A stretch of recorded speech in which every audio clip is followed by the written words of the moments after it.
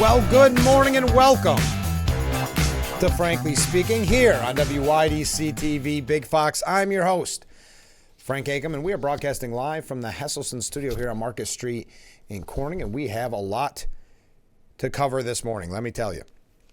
We're going to start the program with a few updates. Well, first, a viewer comment, then some updates. We are going to get into, and this is really grown complex in a way, Donald Trump's visit, former President Trump's visit to McDonald's, where he worked the fries. There has now been backlash by the media, calling it a stunt, as if the former president was actually going to work for McDonald's and cameras just happened to be there. It's very confusing. We're going to show you, it's an overall look at the bias in the media, and I have other examples of that. We're going to take a look at both campaigns. We do have a couple of New York issues if we have the opportunity. First up, a message from a viewer. You know what would really have Democrat heads spinning? Perhaps in 2028, Vance for president and Kennedy vice president. Perhaps. I'm not sure what is, though he looks extremely healthy, I'm not sure what Robert F. Kennedy Jr.'s age is. You? Not that, just out of pure curiosity, but thank you for that comment. Okay. Just as an update on the international front, Sinwar was preparing for his death, probably seeing it imminent, as Israel has been so effective when you look at something like the pager explosion. So he actually left advice for the terror group, as experts are warning that the war has, quote, just started. Sinwar told Hamas political leaders outside Gaza that Israel would push for a ceasefire and hostage negotiation deal after his death, but he demanded the group avoid any concessions, according to people familiar with the message. But it's as the New York Post editorial board has put it, and it's something that we knew. Terrorist killer Sinwar did not want peace, clearly, not once and not ever. New reporting reveals that as the hunt for him ramped up, this brutal killer gave orders that after his death, Hamas should refuse any concessions Israel might offer. Why? Because as he saw it, the high civilian casualties of the war increased Hamas's negotiation power against Israel. He also wanted the group to set up a presumably Iran-style leadership council to make sure Hamas never abandoned his monstrous tactics and philosophy. In other words, Hamas and its head never intended to stop the slaughter of their own people and hoped it would continue even after his death. If that shows you what Israel is dealing with, pure evil. But this was nothing new for Sinwar, as you are aware. Every mass civilian casualty he caused only sharpened his appetite for further Palestinian deaths.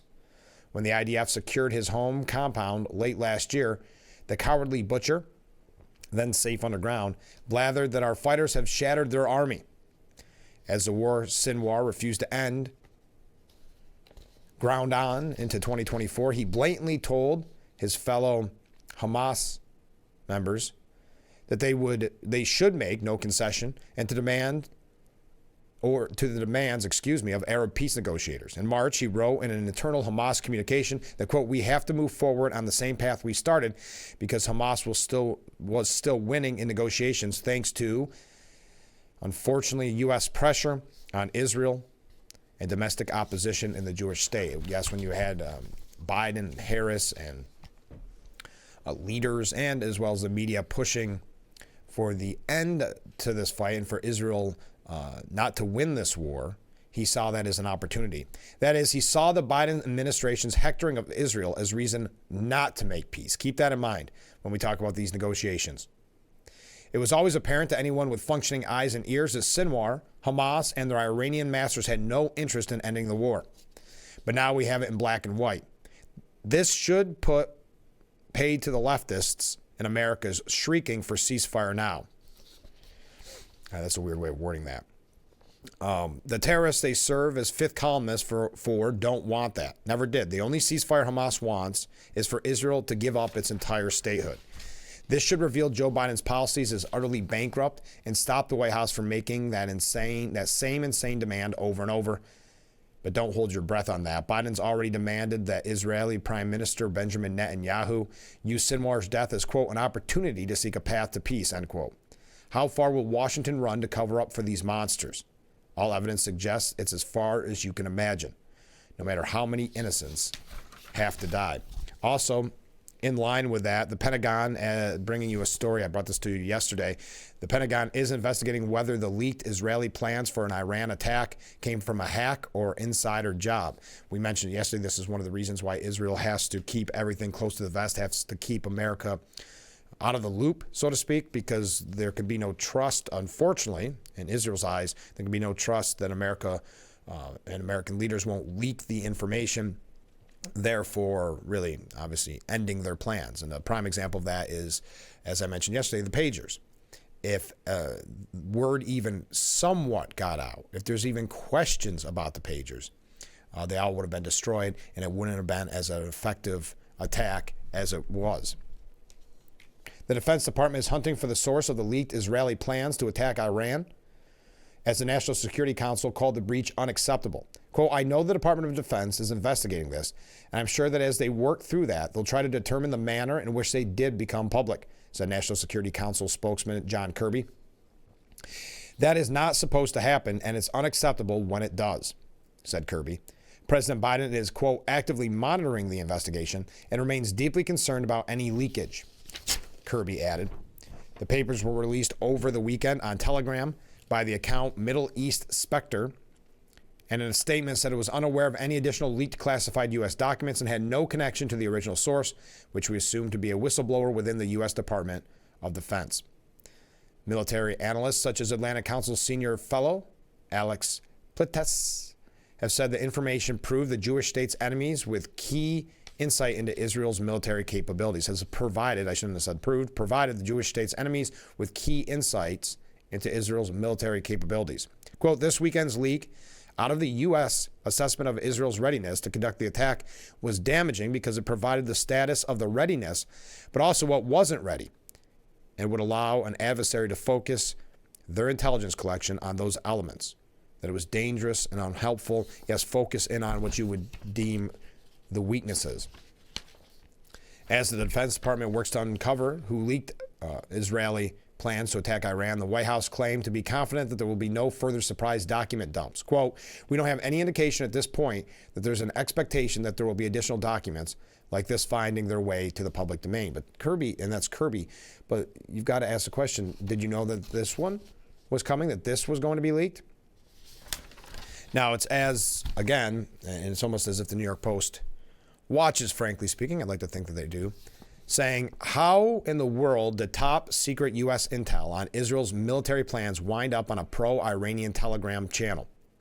Whether it was incompetence, hostile espionage, or an intentional leak, it was a blow to a U.S. ally caught in a multi-front war, with President Biden, Kamala Harris, and the rest of their administration constantly carping about Israel's tactics. Countries spy on their friends all the time, but sabotaging them, it's an important word, sabotaging them is another. The leaks include 2 top secret reports by the National Geospatial Intelligence Agency on Israel's plan to retaliate against Iran's missile attack this month.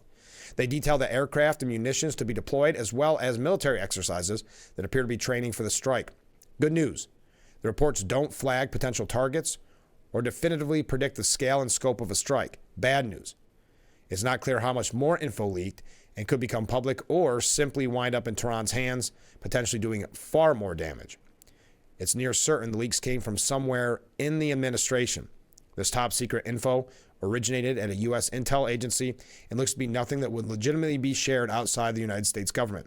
And at least one top Harris-Biden official, now suspended Iran special convoy Robert Malley, is thought to have stored classified material on his personal email account and on his cell phone, where it was later accessed by hostile cyber actors. Plus, Malley has ties to a pro-Iran group, the Iran Experts Initiative, some of whose affiliates, such as Iranian Tabataei, continue to work in top posts where they might have access to classified documents. And anyone in this administration might leak thinking it could help Harris and Biden's goals. The White House, after all, is publicly fretting that Israel's coming response to Iran's recent massive ballistic missile attack might, quote, go too far. The White House has already been complaining about Jerusalem's failure to share its war plans. And can you blame them? But this scandal should guarantee the Harris-Biden folks learn even less. However, the leaks happened. Israel doesn't dare share sensitive information with Washington now, nor until the entire current administration is gone. Yeah, it can't be trusted. And it goes back to, that the pager explosion would not have been successful if we were given prior notice in the United States, meaning leadership, not us specifically, leadership. And that's extremely unfortunate. Now Israel knows where their ally stands, what they're dealing with. I think it was always in the back of their mind. They always knew of this potential. I think in this instance, it just proved what they already knew. And now if we were going to learn anything about Israel's plan, I think those days are long gone. I have one other thing on this, and we got to take a break, but and then we got a couple other updates. We don't have time for this whole piece because it's heartbreaking and it's tragic, but there's a really fascinating piece, for lack of a better word, from Meredith Jacobs. And it's at the New York Post this morning. And it seems like I'm quoting a lot of posts, but I have a lot of other articles as well. But it's the tragedy of the Nova Festival survivor. That's the October 7th music festival where the terrorist attack took place. Well, a survivor, Sherelle Golan, took her life about a little after a year after that attack. She was suffering from PTSD, kind of the old survivors. What was that called? Survivor symptoms. But it also shows, according to Meredith Jacobs, the harm of online hate. On Sunday, her 22nd birthday, Sherelle Golan made the decision to end her life after struggling for a year with post-traumatic stress disorder. After surviving the massacre at the Nova Music Festival on October 7, 2023, she suffered from dissociation and withdrawal, her family said, and was twice hospitalized with acute symptoms of PTSD-related stress. The brutal atrocities committed that day, and specifically at the Nova Festival, were beyond imagination. How does anybody experience these horrors and move on? And the festival's survivors, in addition to the agony of witnessing their friends hunted down, tortured, raped, and murdered by terrorists, they face an online world that refuses to believe them. And unfortunately, we brought to you these stories in the past. Female hostages who have shared how they were sexually assaulted when in Hamas when they were taken by Hamas, captivity, have faced vicious denial and mockery on the internet. One testimony, Amit Susanna's, when she testified of what she went through, one comment said she is lying through her teeth and reading through a script. Other survivors see this. It makes healing, let alone sharing what happened, feel impossible. And that's why I don't want to go through all of this, because it gives it more and more examples of this. But survivors, that's the word I was looking for. Survivors' guilt is real and is compounded when everyday Israelis see online accounts that vilify their very existence and deny or even celebrate the atrocities that they have endured. And sadly, the celebrations we've seen happening in the streets in New York City and elsewhere. Look at the for lack of a better word, yes, the celebrations on October 7th, the one-year anniversary in New York City. The evidence should speak for itself. But without addressing the issue of toxic and deadly online rhetoric, survivors everywhere will continue to suffer. I believe Israeli women, and this belief and our commitment to support all survivors of sexual violence means we must never let what happened to them be denied or erased. A very powerful, that's the word I was looking for earlier, very powerful piece by Meredith Jacobs. But we have to take a short break. Stay with us. We'll be right back with Frankly Speaking here on WYDC TV, Big Fox. The Frankly Speaking Roof Cam brought to you by Boss Security in Horseheads. Contact Boss Security for all of your business and home security needs. Beautiful October 22nd morning here on Historic Market Street as we broadcast live from the Hesselson studio. Just a quick update. Trump has sent a letter to CBS demanding the full unedited 60 Minutes Harris transcript. This has been quite an ongoing controversy. CBS is hoping they can just get through the election, never have to release this for whatever reason. Now, there is precedent of them releasing transcripts in the past, but they seem to be taking a firm stance, even somehow accusing Trump of falsely discussing the edit when the edit was real. I mean, they had to admit that, but they said they did it to make it more succinct, which I asked the question yesterday, and this is going to tie in with more conversation we have throughout the morning about media bias. Do you think there is any chance that 60 Minutes would have cut an answer that Trump gave to make it more succinct if they thought the answer was rambling on or nonsensical? Do you think they would cut any interview to make Trump look better or more succinct? Well, in a copy of the letter that was reviewed by Fox News, legal counsel for former President Trump, Edward Andrew Palzik, said that CBS News, quote, intentionally misled the public by broadcasting a skillfully edited interview transcript aimed at causing confusion among the electorate regarding Vice President Kamala Harris's abilities, intelligence, and appeal. News organizations such as CBS have a responsibility to accurately represent the truth of events, not distort an interview to try and make their preferred candidate appear coherent and decisive, which Harris most certainly is not. Due to CBS's actions, the public cannot distinguish which Kamala Harris they are seeing, the candidate or the puppet of a behind-the-scenes editor. President Trump is rightly alleging that this is from... he continued. This is more in the letter. President Trump is rightly alleging that CBS's doctoring of Harris's answer on 60 Minutes was deceptive. The allegation is not simply that CBS was dishonest. It is that CBS deceived viewers into thinking Harris's answer was, at the very least, as CBS put it, more succinct than the word salad it actually was.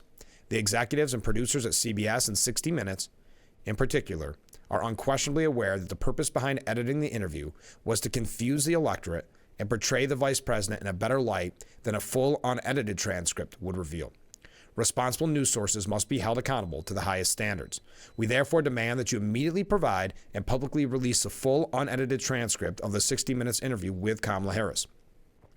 Additionally, in contemplation of possible litigation, yep, you heard that right, they are threatening a lawsuit or alluding to one. We demand that you preserve all communications and documents relating to this interview, together with any edits of the interview's content, and that you refrain from destroying any relevant communications or documents. Kindly confirm receipt of this letter within 48 hours and further confirm your intention to cooperate with these demands. Now, CBS has not made a comment on this. They did, as we mentioned yesterday, respond saying that we were trying to make it more succinct, so admitting exactly what they were doing, and at the same time then trying to take a knock at Trump by saying, but we offered him an interview. What do those two things have to do with each other? Okay, he turned down an interview with 60 Minutes. Well, I think now, can you blame him? Of course not. Never mind the biased moderators at CBS. That's one of the reasons why he didn't do the interview. But to then criticize him after they were caught with their hand in the cookie jar. I mean, that's how really cocky the mainstream media has become with their bias. Showing that clip on, I believe it was Meet the Press, was it? The full unedited clip. Realizing it was getting backlash, getting criticism, Harris's answer was, so they cut it down to be quote unquote more succinct, which they admit to in the main broadcast of 60 Minutes, the one that most people would be watching. It's disgusting, but they're right in your face with it at this point. So why, again, do they not release the full transcript? Precedent shows they released the full transcript of an interview once with CBS did with Trump. So why not release that interview if you have nothing to hide? Well, they're, like I said, folks, they're in your face about it. We're going to talk about it a little bit more, one more clear story about bias. Then we're going to get into the Harris campaign. I want to talk a little bit about this McDonald's backlash. The far left media, very upset that Donald Trump had the audacity to work at a McDonald's and have fun with people in the line and have fun with the employees. It's really quite strange. I would say nothing too shocking of a political event, really just kind of a fun political event, but calling it a stunt, and they're outraged. We're going to talk about it. Coming up a little bit later on, we're going to be talking with Dave DeGolyer. He's got the Days of Incandescence here on Marcus Street coming up, and we're going to learn all about that in the next hour. Listen to this lineup. Grab your calendar. Tomorrow, we're going to be talking with candidate for Chemung County Family Court, Brian Maggs, and keep in mind as I read these to you, It's never too early to send in your questions ahead of time if you have any questions. Now, judicial races are a little bit different on what I can ask, but please feel free. On Thursday, Mary Tarantelli. She's also running for Chemung County Family Court Judge. And then also on Thursday, we're going to hear about a local event, the Walk for Life campaign.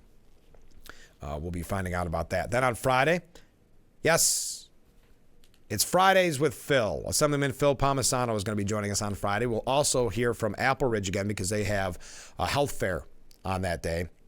And then on Monday, now let me just say this. Some of these are subject to change as some things need to be moved around because of the campaign or because of the show. But Michaela Rossetti Azimi, who is running for Steuben County Court and Steuben County Family Court, will be joining us. I believe that's on Monday. Some of these are still got some moving pieces to it. Tuesday, Stacey Romeo, who's running for New York State Supreme Court in the 7th Judicial District, will be joining us. And then on Thursday, former Congressman, fan favorite, Joe Sempolinski. He's running for Assembly. We're going to talk to him about the race as it nears. So that's next Thursday. Now, you notice there are a few gaps in there where we don't have a guest. Don't worry. That is changing. It's just that some of them aren't set in stone, and I don't like to pass along faulty information. Okay, so that's our schedule. Let's take a short break. When we come back, kind of an interesting admission from a longtime writer, reporter. That's when we come back. So stay with us. This is Frankly Speaking here at WYDC TV, Big Fox. Our beautiful Boss Security roof cam. Contact Boss Security in Horseheads for all your business and home security needs. Welcome back to Frankly Speaking as we broadcast live from the Hesselson studio. One quick announcement. I know I mentioned all the candidates that we have set in stone thus far that are going to be on the program. We have others that we're in the works to talk with, but I wanted to pass this along to all of our friends in Chemung County that watch this show. Though you've heard from all three candidates for family court judge, and you will hear from all three of them again before Election Day, there is also an opportunity for you to have a meet and greet. It's tomorrow, and it'll be a question and answer session regarding the Chemung County Family Court judicial race. The event will be held from 5:30 to 6:30 p.m. in the Elmira High School auditorium with attorney Matthew Buzzetti and the Honorable Mary Tarantelli in attendance. So that, again, tomorrow from 5:30 till 6:30 at the Elmira High School auditorium. Very different. Elmira High School auditorium. We'll remind you about that tomorrow as well. Okay. Just one last kind of, and there's going to be more examples throughout the morning, but one that specifically talks about media bias. And Jay Caspian King, he's a staff writer for The New Yorker. And he ascribed media bias not to a conspiracy among journalists, but to the fact that the overwhelming majority of journalists are left-leaning. He started this piece, a kind of an op-ed, and it was called How Biased is the Media Really?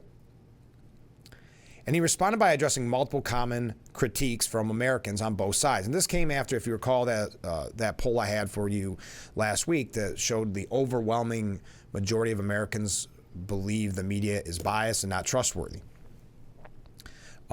Every news organization that feigns objectivity is actually heavily slanted towards the left. Not only that, the media is actively working with the Democrats to defeat Donald Trump. That was kind of the common critique. And this is his explanation. The most obvious explanation for this impression is that the press corps is mostly made up of liberals. At prestige outlets, many of which do don the armor of impartiality, the imbalance skews a lot further to the left than what many outsiders might imagine. So it might be even farther to the left than you imagine. He recalled, if you recall, we mentioned it as well back when Uri Berliner became a whistleblower for at NPR. Remember saying how biased it was in the newsroom? Now he says the effect of such politics on journalism is ultimately negligible compared with the effect of the fact that nearly everyone who works in the media are college-educated Democrat voters from middle to upper middle-class families. Quote, I've mentioned this before, but it bears repeating. In the course of listen to this. Hold on. I want to start this again. I've mentioned this before, but it bears repeating.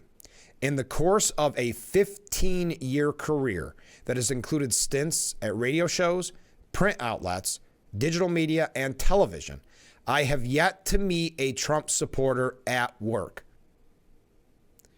So he's just telling you, I mean, he's not denying the fact. He has worked for 15 years in media and has yet to meet a single Trump supporter at work. In a 2023 interview, A.G. Sulzberger, the publisher of the New York Times, said almost everyone who works at the New York Times lives in the big city and graduated from college. That alone makes our staff unrepresentative.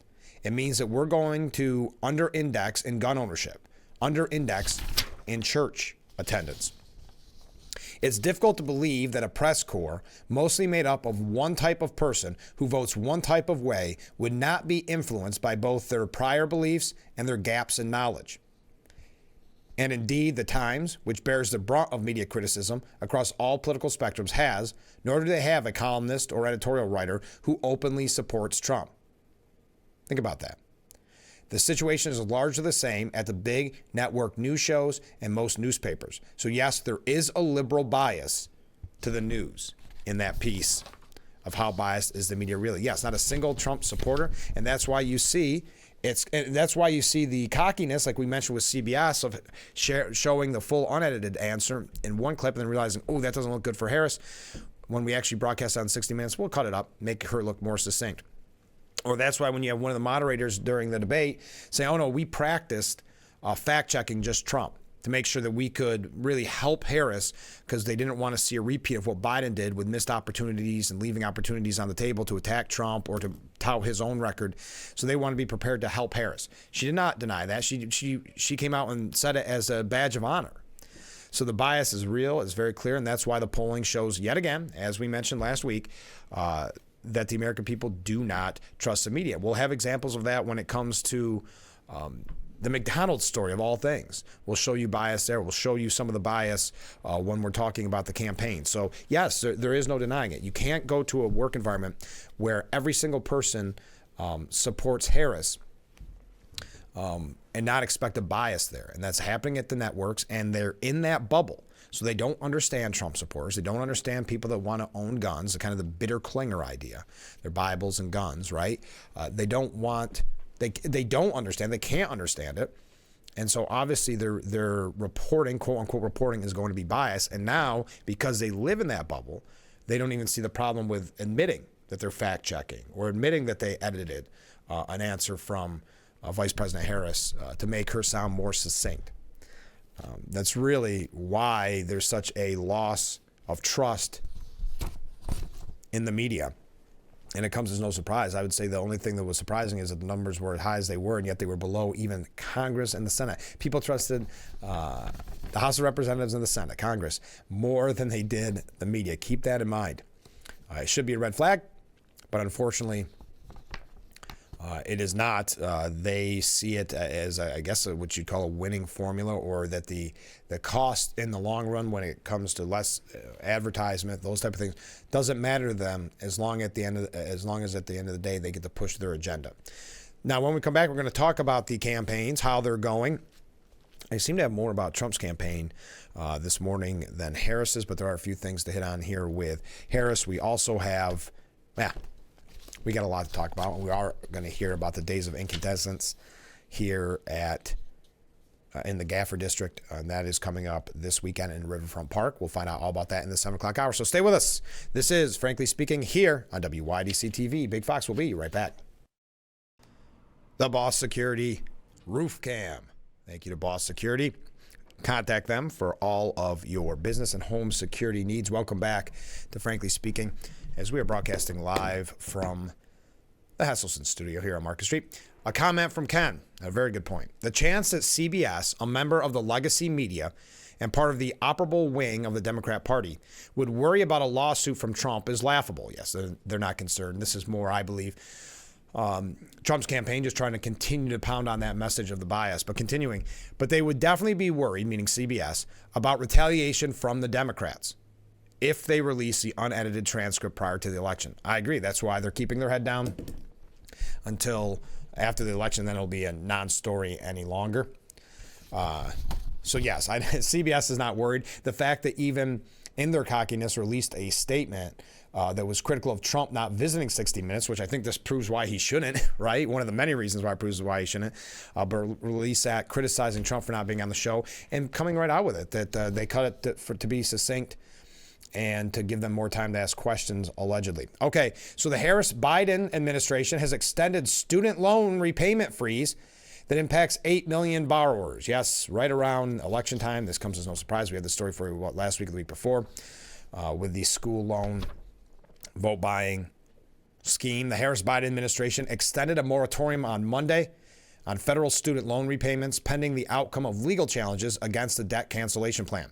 Roughly 8 million borrowers enrolled in the administration's Saving on a Valuable Education plan, and it will be excused from making monthly payments for at least another 6 months under the extension. President Biden's $475 billion loan forgiveness push was temporarily blocked by the St. Louis-based 8th U.S. Circuit Court of Appeals in July, following an earlier ruling by federal judges in Kansas and Missouri amid a lawsuit filed by 7 Republican-led states. The Harris-Biden administration has already canceled $5.5 billion in student loan debt before the preliminary injunctions. The SAVE plan was unveiled last August after an earlier debt cancellation effort costing taxpayers up to $430 billion was struck down by the Supreme Court. And Biden has really, and Harris to the point, have been laughing about ignoring the Supreme Court's decision. What did Joe Biden say that time? Something like, they tried to stop me. Look out. Good luck. Something like that. The critics, again, showing the threat to our institutions. But critics of the administration's latest student loan gambit, including congressional Republicans, have described the plan as a brazen attempt to buy votes in an election year. Well, of course it is. I mean, this announcement comes in October. Now, Kamala Harris did have, and I don't know if anybody watched it, she did have a town hall hosted by Maria Shriver yesterday. Former California First Lady and journalist Maria Shriver revealed, and this is one of the problems, because let's go back. When Harris has had to give interviews like at Fox News where they're tough questions but fair, or where there's follow-up, not just allowing her to skirt the issue, she doesn't handle it. She gets somewhat angry. When she was speaking to Univision, she finally got a tough question about ousting Biden that no journalist would ask. So Maria Shriver, seeing what could be a real problem to Harris at this town hall, if there are tough questions, if there's any kind of pushback. So what do? They only had predetermined questions for the vice president. That's the kind of town hall you want to go to. We have some predetermined questions, said Maria Shriver. Are we going to be able to ask a question? A woman attending the Oakland County event asked Shriver ahead of Harris taking the stage with former Republican Congresswoman Liz Cheney. Shriver shut her down, saying, "You are not, unfortunately. We have predetermined questions." So think of that. You go to a town hall, which town halls kind of by definition are supposed to be the conversation with the candidate. So before the event starts, I guess there were some questions asked. Someone from the audience says, hey, are we going to be able to ask Harris some questions? And Maria Shriver says, you're not, unfortunately. Well, why is it unfortunate? Then just do it. Who's making that decision? Is it the Harris campaign? It must not be Maria Shriver. And her, I don't know who she was there with, unless she was maybe just there by herself hosting it. You're not, unfortunately. We have some predetermined questions. Well, where did the predetermined questions come from? Not the members of the town hall, for heaven's sakes? Video of Shriver's response to the woman quickly went viral on social media, with several users slamming the event as a Harris campaign production rather than a genuine town hall. Yeah, you can no longer call that a town hall. Town halls are where voters are typically allowed to ask presidential candidates unscripted questions. So we're not even sure if these questions, and it sounds more to me that the predetermined questions didn't come from even members of the town hall. That's not a town hall, said one ex-user. That's called a stage production. And again, it proves that the vice president is incapable of off the cuff. Another ex-user referred to the event, which was packed with canned lines and talking points, as a prepped answer show. Basically, it's a pep rally. Former Trump White House aide Chad Gilmartin argued that when it comes to Harris, quote, everything is scripted and nothing will change. They're not even hiding it anymore, folks. Could not be more scripted than predetermined questions, meaning predetermined answers.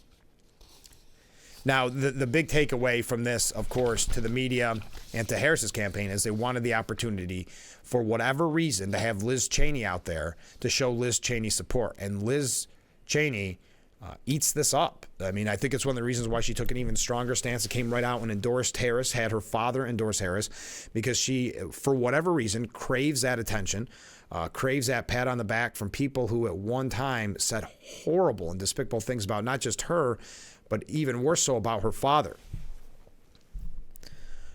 Shriver said, "Today I bore witness to what coming together for the good of the country looks like. Country over party."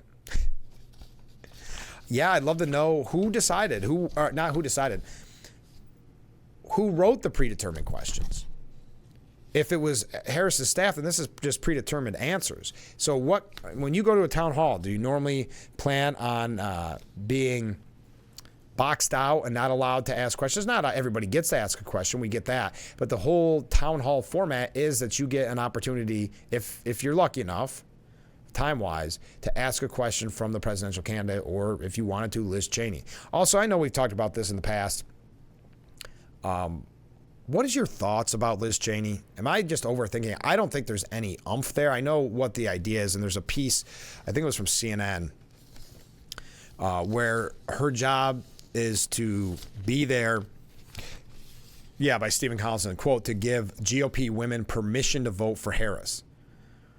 That's a really weird way, in my opinion, of wording that. Are there a lot of people sitting by their televisions or going to rallies or going to a town hall where they can't ask a question, just waiting for Liz Cheney to give them permission? And why Liz Cheney? That's confusing to me. It wasn't as if she was some up-and-coming star in the Republican Party before all this. The only reason she's got the attention is because she came out to badmouth Republicans, which is typically the case. You see it with Chris Christie, you see it with Mitt Romney, et cetera, et cetera. It's a story as old as time, unfortunately, within the Republican Party. But is Liz Cheney a deciding factor at all? I just can't imagine any, in this case, according to this piece, any woman is out there saying, I wonder, well, if Liz Cheney says it's okay, I'm going to do it. So how Liz Cheney tried to give GOP women permission to vote for Harris. Yes, I guess she did 3 events yesterday for Harris. Okay. Now, as Trump wrote on True Social, Dick Cheney is an irrelevant rhino along with his daughter, talking about their support for endless nonsensical wars that wasted lives and cost trillions of dollars. Ultimately, the ostracizing of the Cheneys from the Trump-era GOP points to the ex-president's extraordinary transformation of the party, says Stephen Collinson. And only one side of the Republican Party's family will be happy after the election. Okay. So, yes, Liz, were you waiting around? It doesn't matter what gender you are. Were you waiting around to hear Liz Cheney give you permission to vote for Harris? Did it change your mind? That's the question we'll pose today. Let's take a short break. We'll be right back with Frankly Speaking here on WYDC TV, Big Fox. Contact Boss Security for all your business and home security needs. We are back broadcasting live from the Hesselson studio. Thanks for joining us this morning. Okay, so we've got a few other things here about Harris's campaign, kind of a back and forth of what the future looks like for her leading up to November 5th. CNN puts it that a jittery campaign makes big plans to clinch a narrow win. And basically what this piece boils down to is their thoughts are, yes, people aren't happy with where the country is. Poll after poll shows that. That's not good for Harris. So what they're hoping for are kind of the outlandish comments from Trump, the lewd comments, whatever the case may be, and that they can focus on that. Because remember, at the end of the day, it's all about focusing on it, not Trump, voting for not Trump, than it is for voting for Harris. And they have someone else that's saying that. It's not just me. So getting Americans to focus on what Trump is saying, not the kind of the outlandish remarks, for lack of a better term, over the next 2 weeks, to see a second Trump term as taking the country further off track, and to view Harris as an acceptable agent of change, is likely to decide the presidency. A dozen top aides and outside allies told CNN. As Harris's campaign chair, Jen O'Malley Dillon, told top donors in Philadelphia, they may not believe that the race could still be tied, but in the battleground states where the presidency will be won, it is. Quote, historically, it would be unusual to have 7 states come down to a point or less, David Plouffe, Obama's campaign manager, said. But I think at this point, you have to assume that's a distinct possibility. Plouffe and other Harris advisors do not believe Trump's largely outsourced door knocking and other on-the-ground outreach operations can match what the National Democrats in the Harris campaign, which inherited some of the same team from President Joe Biden, spent a year putting together. But they believe this advantage can only take them so far. Democrats wish Donald Trump wouldn't get more than 46% of the vote, Plouffe said. That's not reality. He's going to get up to 48% in all these states. And so we just have to make sure we're hitting our win number, which depending on the state could be 50, could be 49.5. J.B. Pritzker said the goal is to make sure that you're motivating your operation, that you're being felt in all of these places. But if you're having a town hall where you want to show off Liz Cheney, whatever you think that is strategically wise, if that's a good move, and then you have predetermined questions, so the voters don't even get to ask the question because we know Harris is not good off script. It's so fascinating to me because you have a candidate that didn't have to primary for the job, which is how everything went down. Okay.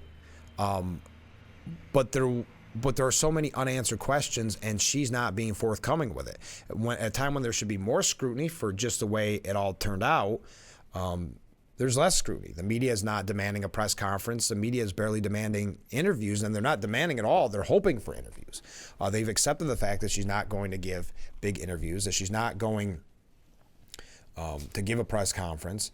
And in what most situations would be somewhat of a scandal to take predetermined questions at a town hall, they are completely silent because, listen, if they were to report on that, meaning the mainstream media, it would prove yet again, it would continue to create that picture of Harris for what I think has been proven to be, which is that she doesn't do well off script. She needs her canned talking points, and in this case, canned questions.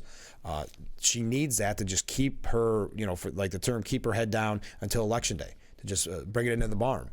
So she can't have tough questions coming from the audience, because if you look at Univision, there was at least that one good question about ousting of Biden and her not having the typical path to the nomination. So they don't want anything, especially this close out, just 2 weeks. They don't want anything that's going to help her stumble and fall or give one of those word salads or have a strange statement or some kind of statement that turns off American voters. Such as, that's a good segue, Kamala Harris singled out and humiliated 2 attendees at a rally recently. You probably saw that. Fox News has been reporting on it quite extensively. It was in Wisconsin. So she humiliated these 2 attendees for the crime of showing religious principles, even as she gave props to a pro-Hamas heckler at a different campaign stop. So what is going on, asked the New York Post editorial board, when Grant Beth and Luke Pulaski yelled out Christian slogans to express opposition to Harris's stance on abortion? She shot back saying, "You guys are at the wrong rally. I think you meant to go to the smaller one down the street." Great zinger, Madam Vice President. You really showed them. This would be political malpractice at the best of times, literally telling voters to get lost. But Harris faces a coin-flipping re-election fight with a newly resurgent Donald Trump. All signs point to trouble for her with traditional Democrat voting blocs and across several swing states, including Wisconsin. We get that abortion is a central plank in the Democrat platform and that these kids were being disruptive. Understand that. But the vice president said, in effect, that if you don't align with her 100% on abortion, just go away. You shouldn't even think about voting for her. This after skipping the Al Smith dinner, a political gimme if ever there was one. In contrast, Harris is more than willing to entertain voters who, in theory anyway, oppose her position on Israel. At another Wisconsin campaign stop, a protester heckled her with lies about Israel committing genocide.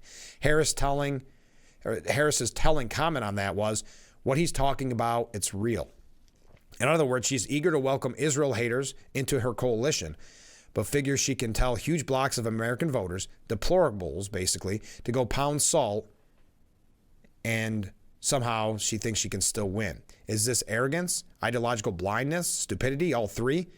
Harris will find out in a hair more than 2 weeks, well now 2 weeks, whether she made the right call, but we suspect she won't like the answer. So tying in with an off-the-cuff comment, just piggybacking off of that. Let's take our last break of hour number 1.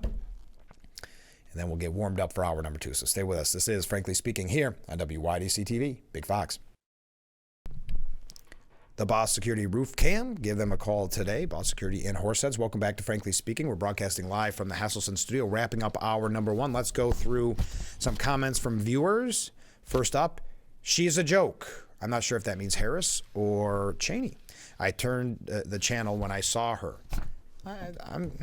I'm not going to speculate who you meant there, but thank you. Good morning, Frank. Well, hey, good morning. Liz Cheney lost her 2022 primary by over 32% to a Trump-backed opponent. It looks like Harris isn't too picky about who she hangs out with. She shouldn't change a thing. And that's a great point. I think some of that with Liz Cheney, some of her hatred for Trump is a grudge because she did just so embarrassingly bad in her reelection campaign. There's a grudge. There's the attention-seeking side of it. There's sadly that being liked by who they deem the popular kids, those in the media, the ones that were so ruthless to her, but more ruthless to her father. So yeah, I'm with you. I mean, she's useful, I guess Harris believes, to her campaign. They have a political statement about people that are useful in this way, but I won't repeat it.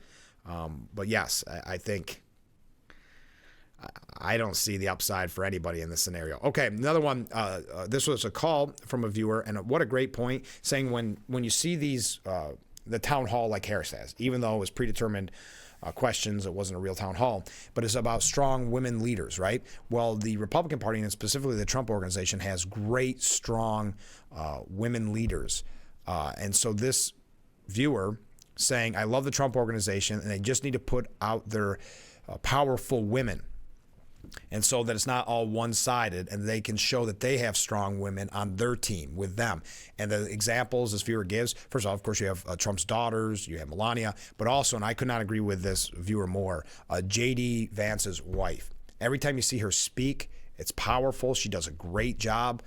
So yes, I would like to see more of that too. Maybe the same type of format, not with the predetermined questions, but in the same kind of context, showing the powerful women around the Trump team. So thank you for that comment. Now we are out of time for hour number 1 of Frankly Speaking. That means we have 1 hour left together.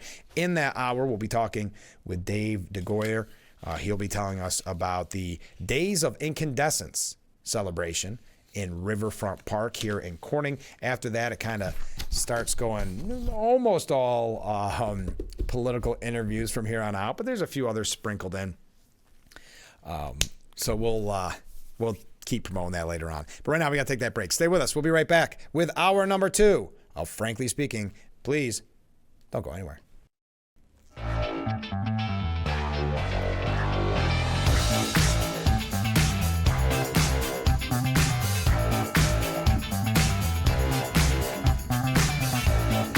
Hour number 2 of Frankly Speaking here on WYDC TV, Big Fox, broadcasting live from the Hasselson studio. I am your host, Frank Acom. Thanks for joining us for hour number 2. A quick announcement. Before we dive right back into the Harris campaign, we're going to talk a little bit about Trump's visit to McDonald's, which is making the media rounds again. But before that, our good friends at the Painted Post Food Pantry. You know, I visited the food pantry. I had some pictures for you at that time, and some of them, Phil Palmisano was there, and we had a really good time and learned about such an important organization. Well, a while ago, I think it was pre-summer, we would talk about their healthy and nutritional workshops. Well, they are back, folks. Would you like to learn more about eating a diet rich in whole plant foods to improve your health? Join the Painted Post Food Pantry for cooking demonstration and tasting by Mary Ellen Bunce, licensed Food for Life instructor and plant-based chef. So it is tomorrow, October the 23rd, from 10:30 a.m. till 11:30 a.m. And tomorrow's topic will be breakfast food. That sounds good. And that's at the United Church of Painted Post, 201 North Hamilton Street, of course, in Painted Post. Hope everybody can make it out to the Painted Post Food Pantry Health and Nutritional Workshop. Okay, got some messages. Oh, did you say Senate? Did I see? Yes. Okay. Thank you, Ken. This is what Ken had to say. Unfortunately, there are low information voters in the Republican Party too. That's true. While she lost her House race by a huge margin, there are still about 50,000 people that voted for her in Wyoming. So if that many low information voters voted for her in Wyoming, knowing she was anti-Trump, there will be a lot of the same kind of voters voting the way she wants them to in the swing state. Perhaps, but I know they have her traveling to other states as well. I don't know. I just don't. Listen, it's one thing to vote for an incumbent for a House race. It's another thing to just blindly listen to them and take their suggestion when that person's asking you to completely switch your party. So there's a reason why they voted for her originally, which was most likely because she was a Republican and she talked the good talk sometimes. So do you, as a House member, do you end up blindly following her after? I don't know. It's not criticism of what you're saying, Ken. It's just, I think, I don't know. Is there a lot of House members that have that kind of loyalty and allegiance from past voters? I don't know. Democrat Representative Dean Phillips is slamming Kamala Harris for focusing on Trump instead of what she believes. And she's not the only one. Who was it? Bill Maher was critical over the weekend in the same sense. Dean Phillips criticized Vice President Harris for focusing on attacking former President Trump instead of being, quote, clear about what she believes. Yes, there's a lot of undecided voters that know nothing about her because there was no primary challenge. There was no debates. It was just, listen, and you'd like to think people know about their vice president. A lot of people probably didn't even know she was vice president. And that's not a knock on her. That's a knock on a lot of people don't know who the vice president is historically. It's like they don't know their congressperson or they probably don't know their senators either, unfortunately. In the Post, Phillips, who previously ran as a candidate in the 2024 Democrat presidential primary, if you recall, before dropping out in March, wrote that Harris will have wasted $1 billion from losing voters by focusing more on condemning Trump. $1 billion will have been wasted on losing voters by condemnation versus winning them by invitation. That's a really nice line, actually. Let's read that again. $1 billion will have been wasted on losing voters by condemnation versus winning them by invitation. She just needed to be clear about what she believes, what she will do differently than Biden, and offer common sense solutions to our problems. Now, we know that's one thing, of course, she is doing. She's attacking Trump at every turn. But it's also interesting when you look at this quote, again, she needs to be clear about what she believes, what she would do differently than Biden. She is not even clear if she wouldn't be different. I mean, the one line, and I think Bill Maher was very critical of it, saying you can't make unforced errors, when she said that she would have done nothing different than Biden. So are you like Biden? Then other times she tries to distance. It gets very confusing. New York Times' Ross Sorkin was on Squawk Box on CNBC on yesterday. And he said, oftentimes she's asked about how different. She'll say, I'm going to be different than Biden. But she won't really explain what the difference is, or she'll be asked about what she would have done differently in the past, and she won't give you actual real examples. Or she'll be asked about things before, and she won't say, well, actually, I learned from this or that, and maybe we made mistakes, and actually that makes me a better candidate because of that. For whatever reason, inexplicably, at least to me, she doesn't. That is not the answer you hear. Oftentimes, it's actually an answer about how consistent she believes that her perspective has been the entire time. Yes, it is a very weird argument that she makes. When they ask about, especially some of the statements she made back when she was running for president back in 2019, they'll say, you've changed so much, you're different. And her answer, even though that change is clearly there, her answer oftentimes will be, we've been consistent in our belief. So New York Times' Ross Sorkin has, I think, a good point throughout this quote, because she doesn't give an answer on how she would be different than Biden. She doesn't give an answer on why she's changed so much in the past few years on these supposed core beliefs. And when she is asked about it, oftentimes her answer is, I've been consistent, obviously, in her inconsistency. So that's what makes it very strange. But this is important. And this is why we try to give you all sides, keep you updated across the board, because it's not, like some of the programs, if you watch MSNBC, it's, everything's great, nothing's going to go wrong for Harris. You've got to be, no matter what party, cautiously optimistic. You have to keep working like you're down 20 points. And this is for Trump supporters out there. This is something to be mindful of. The FEC announced that Harris's campaign raised over triple what Trump campaign did in September. The Harris campaign raked in nearly $222 million in September, while Trump brought in almost $63 million. Now, we know that Harris was very early on hitting the $1 billion mark in her campaign, getting up $1 billion in donations, because, again, we talked about on the program, never has an election been so influenced by a presidential election by big money in this way, because the big money is what helped push Joe Biden out by withholding donations to the campaign. And then, of course, big money came to the rescue when Harris got into the position when Biden endorsed her to run.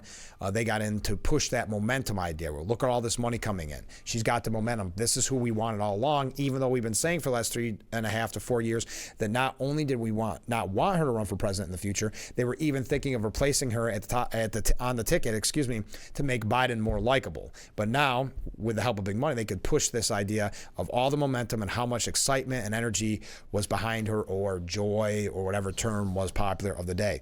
But keep that in mind. Harris' campaign raked in nearly $222 million in September to Trump's $63 million. And you see pieces like this by the National Review, specifically Jim Garrity, saying the chronically underestimated Kamala Harris. I think the caricature of Kamala Harris as a bumbling dunce makes it easy to underestimate her, particularly in the closing weeks of an exceptionally close and high-stakes presidential campaign. Harris's past is littered with older and more experienced men who saw her as easy pickings and came up short on Election Day. That is the crux of this argument by Jim Garrity. Now, I don't agree with this whole piece, but what I will say, it's never good to underestimate someone, especially in her instance. Look at what a unique career she's had, where she loses the race, well, doesn't even make it to one day of primary voting, but ran for president back in 2019, didn't make it to 2020. Her biggest claim to fame was calling her now boss essentially a bigot, even though she did that, and then saying later, well, it's a debate, meaning you can say anything during a debate, I guess. So she gets the nod, even after all that, to be VP. Not a lot of people happy with the pick, but kind of who Biden had to go with. And now you see not having to run for president, but being the nominee. It's a unique experience. That's why I've said numerous times that I think there should be more scrutiny on her by the media, more scrutiny by the voters. The media thinks otherwise. But it's never good to underestimate a political opponent. Now, off the cuff, she serves up some stinkers, he says. Since she was handed the Democrat Party's nomination without any competition, even her prepared remarks have been mostly fluff. She still demonstrates the political instincts of a lawmaker shaped by the far-left politicians of San Francisco, oblivious to what constitutes the political center in swing state America. In just the past week, she skipped the Al Smith dinner, told a heckler shouting, "Jesus is Lord," that he's at the wrong rally, and responded to another heckler who accused her of billions of dollars invested in genocide in Israel, that what he's talking about is real. And so that's not the subject I came to discuss today, but it's real and I respect your voice. So off the cuff, not good. And that's why who was it? Peggy Noonan, who I brought you that piece last week saying, you know, why is she making it so hard for Republicans that may want to vote for her? Meaning, can't she concede a little bit? Can't she give in on a couple things or lessen, when she's talking about certain issues, concede a little bit? Because what the argument is that Republicans are being forced to bend over backwards to vote for her because there's so many things that they wouldn't like, when all she had to do is be more moderate. Just another giving you all the opinion pieces of the day. But there is this nagging complication. If Kamala Harris is as stupid as her critics claim, why does she have the Democratic presidential nomination and a roughly 50-50 shot of being the first female president in U.S. history? Do you know how many ruthlessly ambitious Democrat men and women have desperately yearned to get where she is? How many smart, tough, shrewd, often underhanded and cold-blooded politicians have tried to claw their way up the greasy pole and fallen short? And somehow the supposed dunce managed to do it. The record indicates that whatever Harris's results are on an IQ test or other measures of intellect, she is particularly talented by another measuring stick, one that may be even more important in politics. She's exceptionally skilled at getting other people emotionally invested in her success. That's the crux of the argument this morning from the National Review. I think it's always a smart lesson to not underestimate your opponent. I don't think Trump and his supporters are doing that, but I do think it's hard to ignore or hard to take away. It's hard to take away from. Sorry, I get sometimes distracted by comments. It's hard to take away from the off-the-cuff remarks that are not good. I mean, those ones we just mentioned right there within the last couple days. The interviews that aren't scripted, that don't go well. But that doesn't, to the people that are never going to vote for Trump, that's already locked in. That's the base. But does she do enough, according to this piece, to get people emotionally invested in her success? Maybe making the argument that's why Biden put her in as VP and then nominated her, essentially, or endorsed her to be president. Just something that, though I may not agree with it, it's fun playing the mental mind games. I see so many comments coming in, so let me take a break. We got another segment coming up. Then after that, Dave DeGolyer, and we're going to talk about the days of incandescence here in the Gaffer District. So stay with us. We'll be right back with Frankly Speaking here on WYDC TV, Big Fox. The Frankly Speaking Roof Cam is brought to you by Boss Security in Horseheads. Contact Boss Security for all your business and home security needs. Welcome back as we broadcast live from the Hesselson studio. We have so many comments from viewers. Let's start. Can't we use some influence to get Trump close to this area so that we can show our support for him? I mean, this viewer says, everyone I know out in the hills has Trump signs all over the place. They're deer hunters. They're people that are and have skills, truck drivers and farmers. And you wouldn't believe the backing out in the hills in Steuben County as well as other counties. Yes, I understand. And listen, this happened last time and in 2016. It would be great to have a Trump rally here. It would be in our general area. It would be huge turnout. But the fact of the matter is, at the end of the day, he's got to focus on the swing states. And it would be nice to see him. I would focus on his website and see if he comes close in Pennsylvania. I think that's our only chance this go around, and that's just strategy. I mean, the people that you mentioned support Trump, and that's not going to change. And it's also, unfortunately, the numbers aren't going to change. And I hope you can prove me wrong election night. It's not going to change New York State. Now, I know he's giving the rally at Madison Square Garden right before the election. I believe that's about the media's coverage of him and how much attention that'll get. I know it'd be nice. It'd be nice if it happened, maybe even if he were to win re-election win presidency again, maybe then. But I definitely not now within 2 weeks of election day do I see a rally in our area. And I know that's unfortunate, but you kind of have to go to the areas where you have the swing voters that you could perhaps convince. But I think I totally understand your point. Next up, another comment. I noticed that the donations that scroll across the bottom of the screen on Trump's website are the very low amounts, 50 cents, $1, stuff like that. I'm thinking it would cost $4 just to process each donations. I'm wondering if it's an intentional way to deplete it. I am not familiar with what you're saying. I didn't know his website had that. That's interesting. So it shows you how much someone gave? Really? Okay. Okay. I did. Yeah, that could be. It could be a trick by somebody because if it does cost now, but do you get charged the $4 processing, or does a Trump campaign eat the $4? I guess that'd be my question. All right, next up, comment from a viewer, different viewer. He's a pig, Frank, and I believe that means former President Trump. You know it. Where are your morals? Well, thank you, viewer. That's always a good way to convince someone to go to your side. Let me rethink who I'll be voting for in November.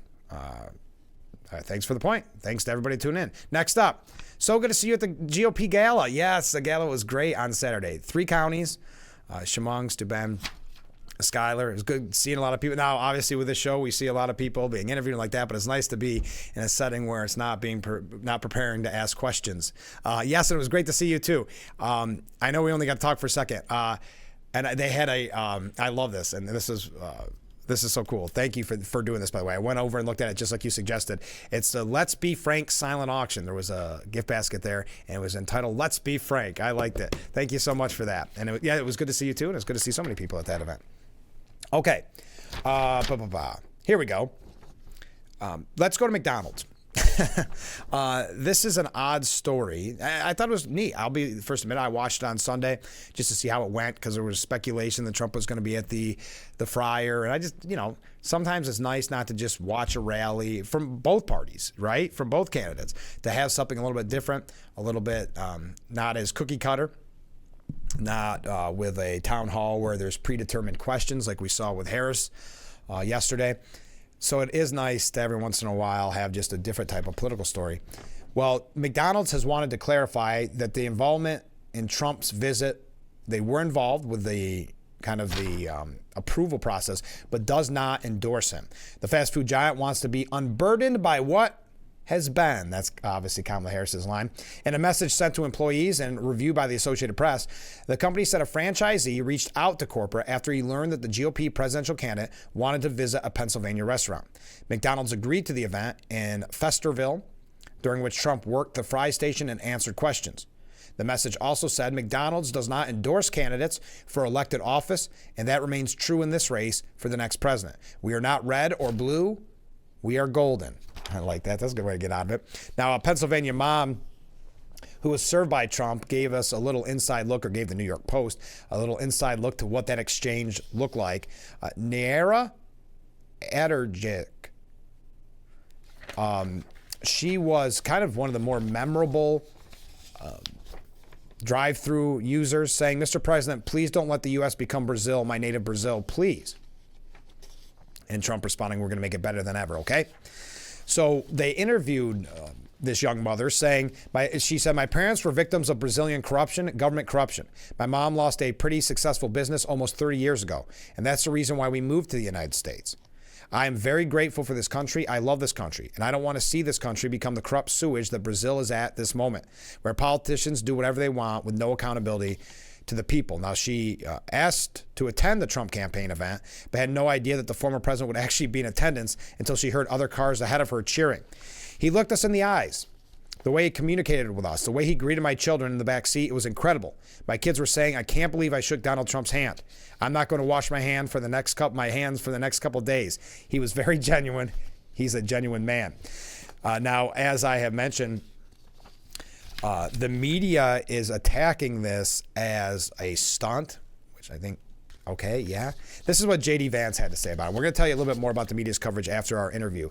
But J.D. Vance said the fact that these people are accusing him of a staged, managed thing. Of course, the president has to have security because there have been 2 attempts on his life in the last 8 weeks. He can't just walk into a McDonald's and sign a W-9 and actually go on the payroll. That's just not how this works, especially given the security threats on his life. But look, he was interacting with the people. He was talking to the employees. He was giving people food. And he was just doing, I think, what he does best, which is just being among the people, talking to them about what they care about. He showed genuine interest in the employees and their lives and where they came from and what they're actually doing in their job. And that's something you can't stage and you can't fake. We're going to tell you a little bit about the media's coverage of this, but we do have our guests coming in. I see some more comments coming in as well. Thank you very much. As I mentioned, if you are just joining us, I don't really have a minute to do this, but just give you an idea of the upcoming schedule, and it is going to fill in even further. But tomorrow we'll be talking with Brian Maggs, running for Chemung County Family Court Judge. On Thursday, Mary Tarantelli, who's also running for Chemung County Family Court Judge. We're going to have on Thursday as well an update on a local organization putting on a Walk for Life. And on Friday, we'll talk with Apple Ridge about their upcoming health fair. And also, because it's Friday, it's Phil Fridays. Assemblyman Phil Palmisano will join us on Friday. We always look forward to that. Monday, we'll be talking with Michaela Rossetti Azimi. She's running for Steuben County Court and Steuben County Family Court. Tuesday, and this may change. All these people are going to be on the show, but there's a couple of last-minute things, so I'm kind of getting a little ahead of ourselves here. But Stacey Romeo, who's running for Supreme Court, New York State Supreme Court in the 7th Judicial District, she's going to be joining us. And then on Thursday, and as you'll notice, there's a couple days missing there because that's, trust me, there's a lot more to fill in. But on Thursday, it's fan favorite, former Congressman, current candidate for Assemblyman Joe Sempolinski. Okay, there we go. Let's take a break. Our next guest, DeGolyer, will be telling us about Days of Incandescence here on Market Street. So stay with us.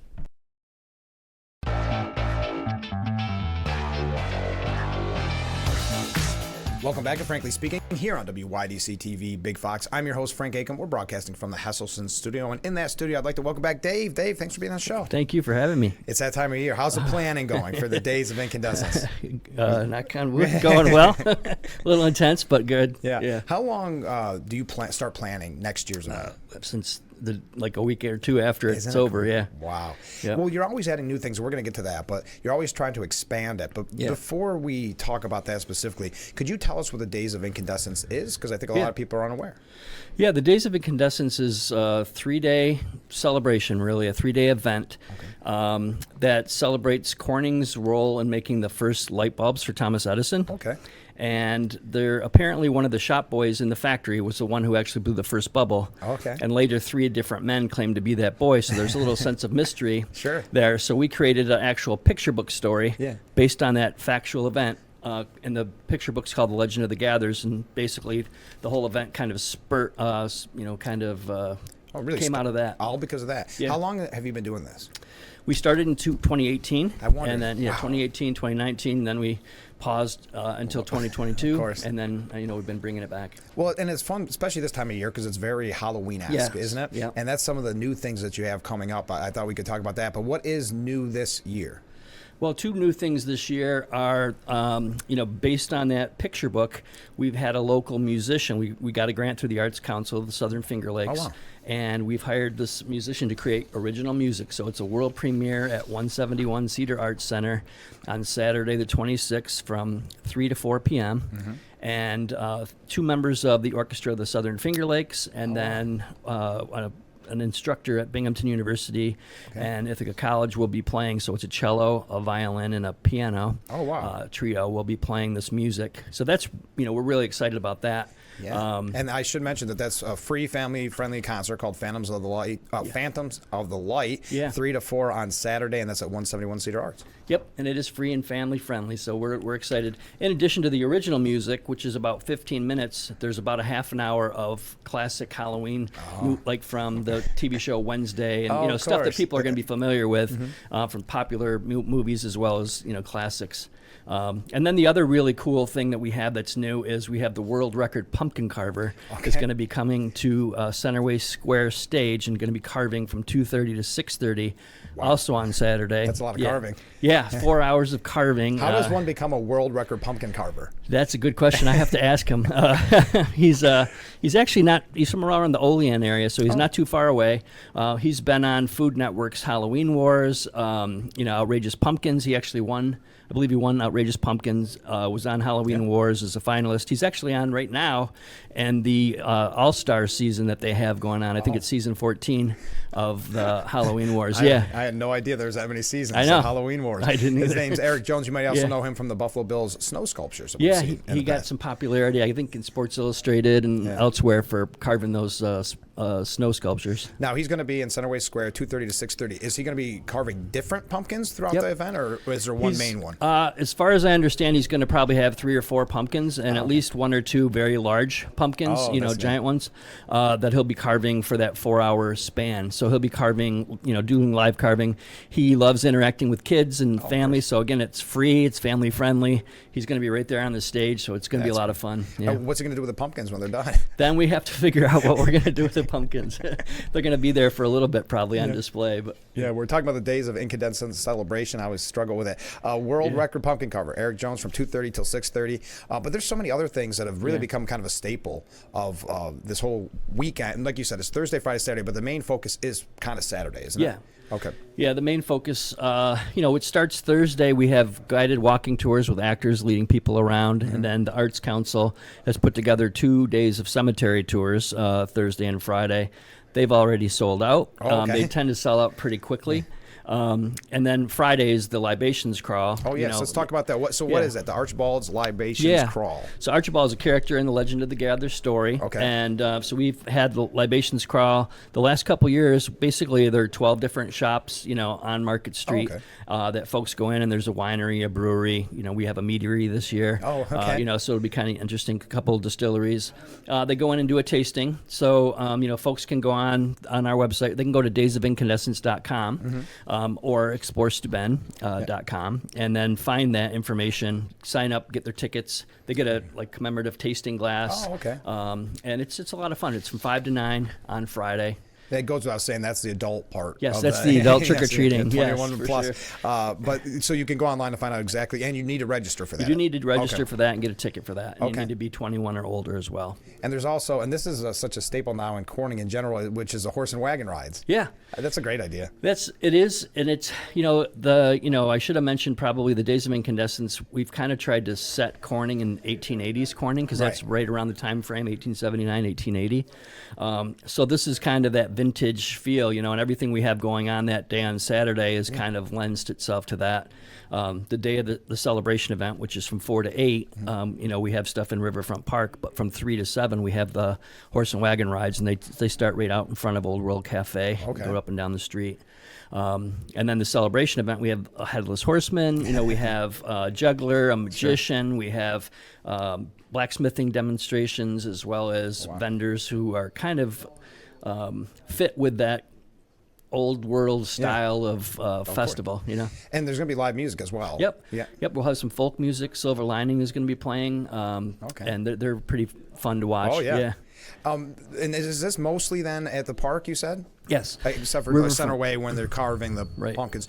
Do you encourage, I know you did in the past with the libations crawl, do you encourage people to dress up?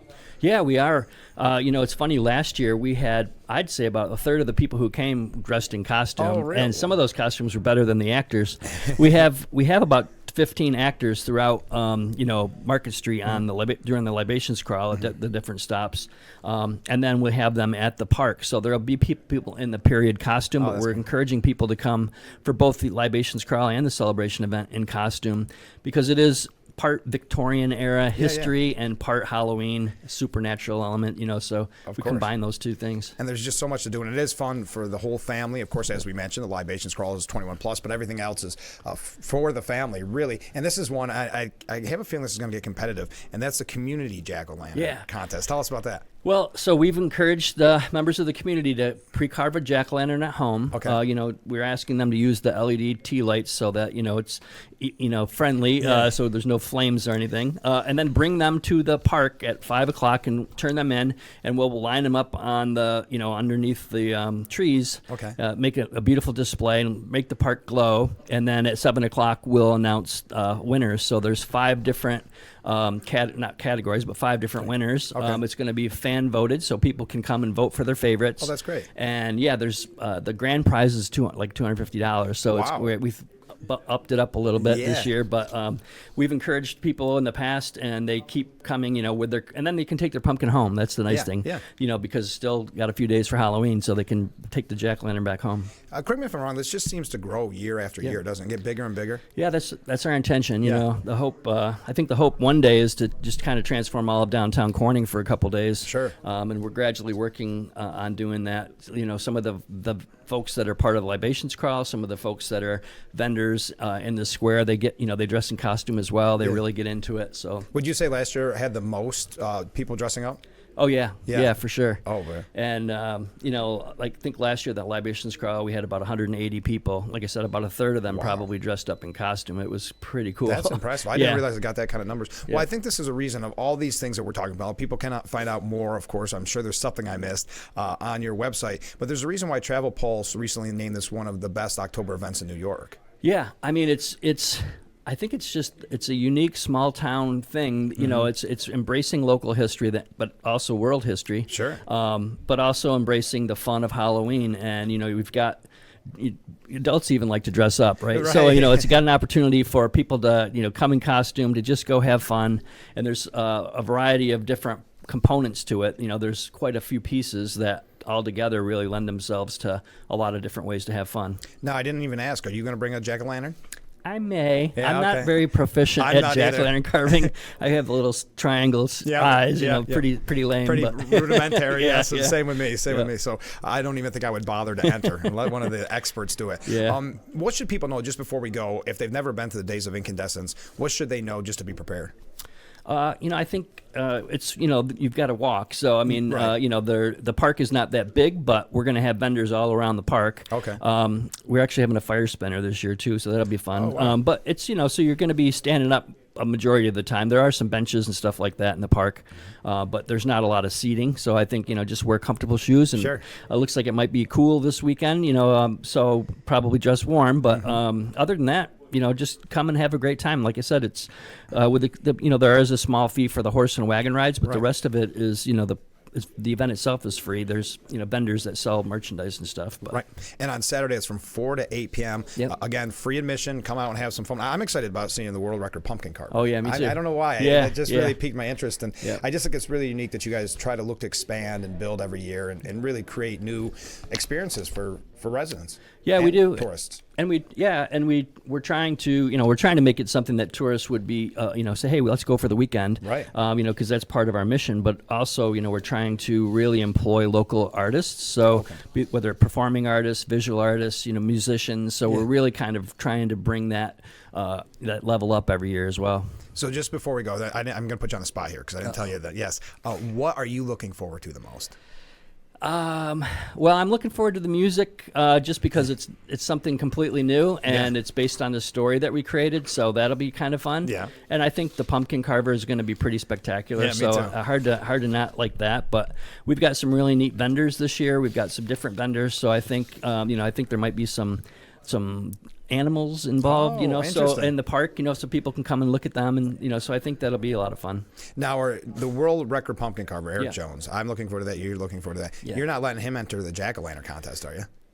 No, I don't think we'll have. I think we'll have to cut it off the professional level. Yeah, it's not pro level carving. Well, Dave, thanks so much for being on the show. Best Appreciate of luck. it. I know you work hard on it, so thanks for doing this and being on the show. Thanks for having me. All right, we'll be right back with Frankly Speaking. Stay with us. Frankly Speaking Roof Cam brought to you by Boss Security in Horseheads. Contact Boss Security for all your business and home security needs. Welcome back to Frankly Speaking as we broadcast live from the Hesselson studio. Thank you again to Dave DeGolyer. As we talked about the days of incandescence here in the Market Street area, and this is a good point from a viewer. Brown Cigar Store, the only place from that time period still open. Very good point. Our friends at Brown Cigar Store. Okay, a couple other comments from viewers. Good morning, Frank. Well, hey, good morning. Perhaps the Harris campaign made a simple Halloween mistake. The L. Cheney they wanted was Lon Chaney, but could only get Liz. Remember Hillary claimed to talk to Eleanor Roosevelt's ghost? Happy Halloween. Yes, that's a good point. Lon Chaney, of course. What was it? Like the man of 1,000 faces? Something like that. Maybe that was the mix-up. Thank you for that point. Oh, and thank you for sending in the screenshot. I didn't realize you could make donations as little as $1.75 to Trump's campaign, but they have it, I guess, scrolling on the bottom there. That's interesting. Yeah, I'm not sure if that's some type of political behind-the-scenes thing to try to cost Trump money. Good point. Morning, Frank. Well, hey, good morning. Just a comment regarding media bias. I advocate that people start fact-checking the reporting person responsible for presenting this or that report, no matter if a news anchor, newspaper reporter, and so on. Get their email address and tell them. Write to them. And if you're feeling energetic, organize a protest. Thank you for that. We're back to the McDonald's. How does the media sometimes sleep at night? McDonald's workers roast Trump over insulting cosplay stunt at a restaurant that failed a health inspection. Donald Trump's obsession with questioning Harris's work experience at McDonald's peaked over the weekend when he worked the fry cooker at a Pennsylvania branch without a hairnet or gloves. McDonald's workers have now given their verdict on the former president's performance and came away less than impressed. Yes, this is coming from Yahoo News. This is what they deemed important to report on, as if this is the first quote-unquote political stunt in presidential history. As like J.D. Vance said, what, did they think he was going to get, his W-9 and start actually working there? Trump has basically called his Democrat opponent's summer stint at McDonald's a lie. So he decided to try his hand at the fast food chain himself. Well, basically, there is no proof that she did it. So basically is a loaded word there. This is why fact-checking is so disastrous, because they throw around terms like that when not accurate. I mean, look at J.D. Vance correcting during the debate, correcting the moderator on her fact-checking the fact-checker, if you will. I'm not going to go through all the ways they criticize this. I guess that McDonald's at one time had failed a health inspection way before Trump had got there. And yes, he didn't wear the hairnet, which is going to be kind of the end of a presidential campaign, right? When you have that picture, if he did. We'll continue. MSNBC is getting criticism because they are so angry about this campaign stop by Donald Trump. The outlet blasted the former president's lighthearted campaign appearance in the key 2024 battleground as a stunt and bizarre, while questioning his mental faculties and even critiquing his French fry salting technique, only to futilely try to battle back against thousands of online critics roasting them over the lame attack. So funny, he's a threat to our democracy. How? By handing Happy Meals, said one Twitter user. It's a stunt, says the folks who praise Kamala for going to the border 4 years too late. That's a good point. Just seeing Trump being a normal person drives the left crazy, someone else noted. Now we know all about what happened at the event. It was fun. It was lighthearted, as the New York Post put it. Other media outlets known for doing heavy lifting for the Democrats joined MSNBC in its trolling of Trump over the campaign stop. Even as critics lambasted their derision as elitist and out of touch. Rolling Stones, a far-left publication that once ran a rock star-esque glamour shot on its cover of the Boston Marathon bomber, if you recall, called Trump's fast food visit bizarre. The New York Times, seemingly missing the point of the McDonald's drop-in, took Trump to task for his attire, mocking his French cuff shirt and lack of hairnet, and questioning his culinary experience, saying there's scant evidence of Mr. Trump cooking for himself. A conservative columnist, Ian Hayworth, said, I can't believe Donald Trump would stage a photo op at McDonald's for political purposes. Who would do such a thing? All while posting a mocking picture of AOC sobbing crocodile tears while clad in all white on the southern border. Donald Trump putting on a little McDonald's costume because he thinks that's what people do, the squad rep complained, meaning AOC. They're not trying to emphasize or empathize with us. They're trying to make fun of us. Other outlets accused the former president of not properly washing his hands, and Newsweek even dug up documents claiming the franchise failed its last health inspection. Trump serves fries and falsehoods at McDonald's, blared a Washington Post headline. Trump didn't work at McDonald's, he posed, said Atlantic magazine writer David Frum. Imagine having this anger over something that was supposed to just be a fun event. Brian Stetler confirmed for security reason Trump's McDonald's visit was carefully staged ahead of time, with drive-through customers selected and screened by Secret Service, etc. I would hope so, for heaven's sakes. The man has had at least 2 attempts on his life.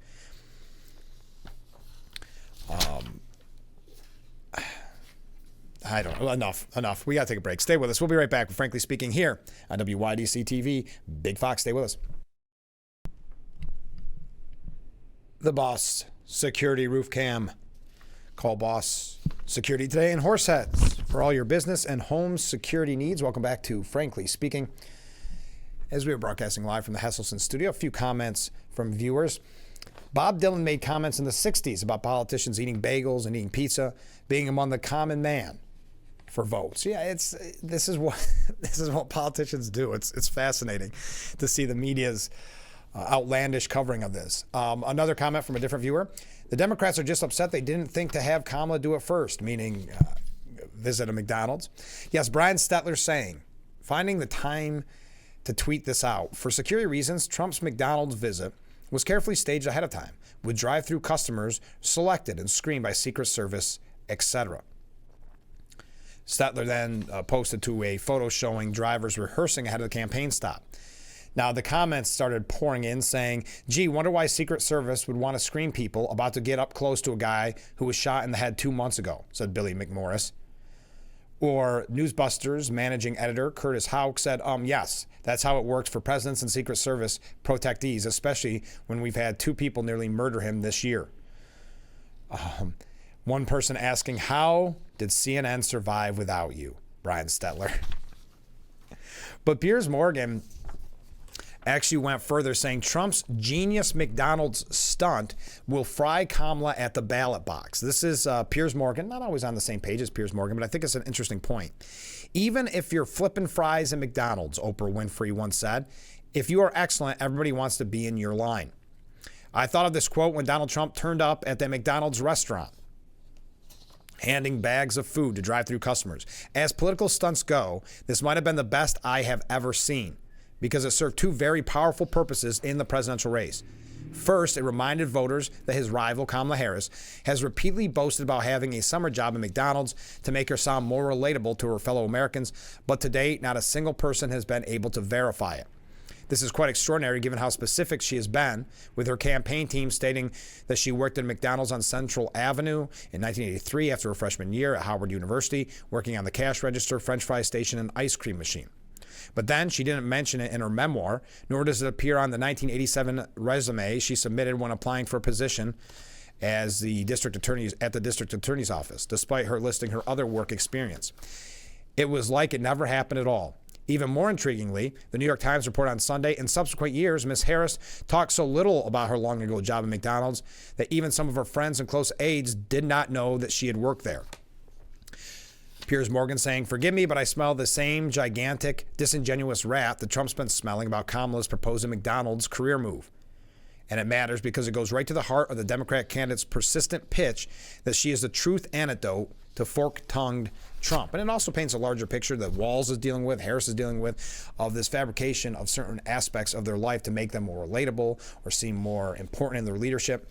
If you're going to position yourself as a bastion of honesty, you can't tell brazen, self-promoting, I'm middle class just like you fibs about working at McDonald's. The second reason why Trump's stunt works so effectively is because McDonald's is about the purest personification imaginable of the American free market dream. A place where everyone can afford to eat, and equally where everyone has a shot at potentially running McDonald's franchise one day. There are 13,562 McDonald's restaurants in America, a third of all the McDonald's outlets in the entire world. They're in all 50 states, spread across over 5,000 cities, and they serve 25 million people a day, which is 7.5% of the U.S.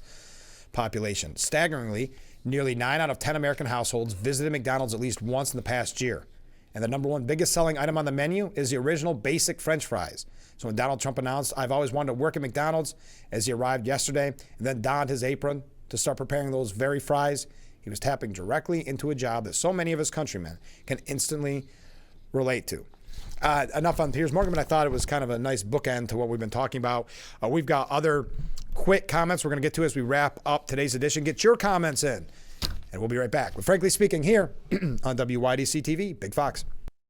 The Frankly Speaking Roof Cam brought to you by Boss Security in Horseheads. Contact Boss Security for all your business and home security needs. Welcome back to Frankly Speaking as we broadcast live from the Hesselson Studios. We wrap up today's edition. Let's go through a couple quick things. CNN's guest, Angela Rye, insisted that white folks shouldn't escape accountability if Donald Trump wins the presidency next month, stressing she doesn't want to see a women's march come January if something doesn't go right. That, quote, "What I think is a mistake is to let white folks escape the accountability that they must face for not showing up to save democracy themselves. So the responsibility of saving democracy should be on the largest demographic in the country. That is white men and white women." James Carville was on MSNBC saying that we will be arrested if Trump wins. Our constitutional republic is at stake. Trump goes out and he says, "I'm going to use the military to arrest my political enemies." And then Mike Johnson, Lindsey Graham on the Wall Street Journal editorial page say, "Oh no, that's not what he meant." And then he comes back and says, "Yeah, that's exactly what I meant." Okay, that's James Carville. Actor Zachary Levi, who really put his career at risk by coming out and supporting Trump, said that closeted conservatives in Hollywood need to speak out. It's now or never. And he specifically called out Whoopi Goldberg's claims that Hollywood was a right-leaning town. Do you remember that? And that's what means is there's plenty. And by the way, he said there are plenty of closeted conservatives. And they have sent me lots of messages. Plenty of people in the industry in Hollywood that are terrified to publicly say they would vote for Donald Trump or be conservative in any way. That's why they don't see them. That's why they're not very prevalent or prominent, because they know that there's ramifications for this, he said. Now, Speaker Johnson expects Democrats to object to the 2024 election count if Trump beats Harris.